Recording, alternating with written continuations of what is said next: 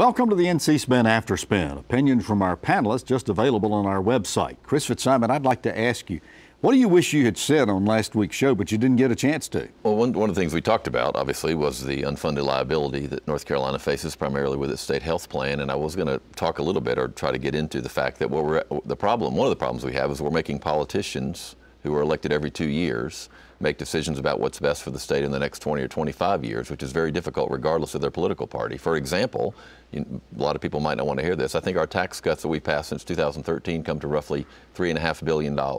What if we had given half of that size tax cut? We could have reduced or eliminated the liability we face with the state health plan in 10 or 15, 20 years.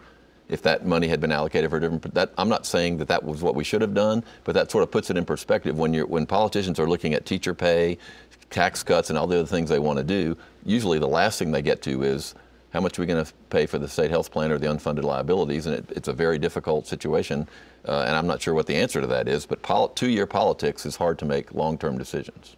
Interesting point. And you're right. We didn't have a chance to get to that on last week's show, but it is deserving of conversation later on. Well, thank you for watching the After Spin. We'll have more video all during the week on ncspin.com.